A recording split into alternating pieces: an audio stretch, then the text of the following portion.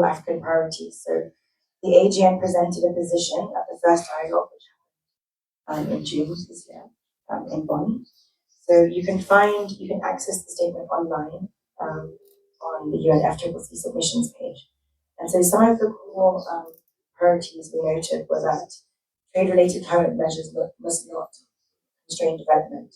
So unilateral measures such as carbon border adjustments, taxes, tariffs, subsidies, regulatory standards, they weaken the competitiveness of exports, of African exports, and they also can weaken our market access, thereby constraining industrialization efforts.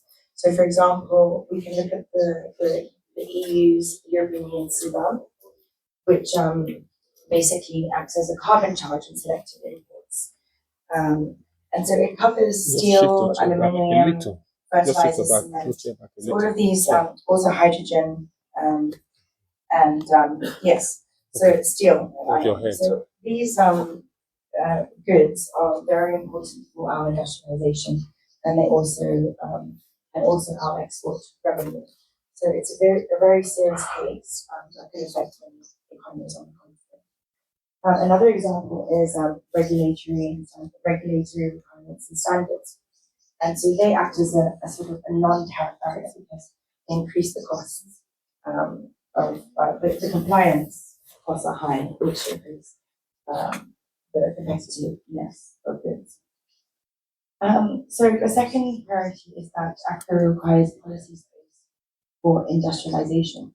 So here we're talking about the ability, so the international trade regime can constrict our ability to industrialize. So we're asking for the ability to use industrial policy tools that can help build our domestic industries, our green industries, support value chains, and diversify our economies. Another aspect is on technology access and development. So the trade regime, Africa has limited participation in green technology. So we're mostly receiving imported technologies, and things like international property rights can restrict our ability to access technologies and develop our own. So we're calling for better flexibility and technology calls that support our own development of green technologies and also access to it.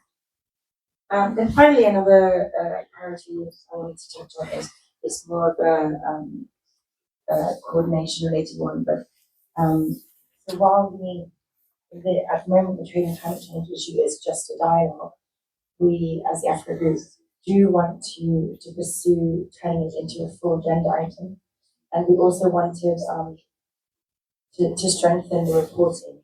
So at the moment, there's only need for one report, but we are calling for structured reporting, interim reporting every year, so that the discussion can be tracked better, and also the discussion should be overseen by the parties. So yes, okay. So the core messages are that climate action must not be used to impose unilateral measures that restrict our development, our ability to develop. Trade and climate should instead support industrialization, technology access and development, value addition and a just transition. And then also I just wanted to say that these choices are important to workers in a just transition. So I think maybe I can leave it at that, and we can discuss more after. I'll pass on to Angelina.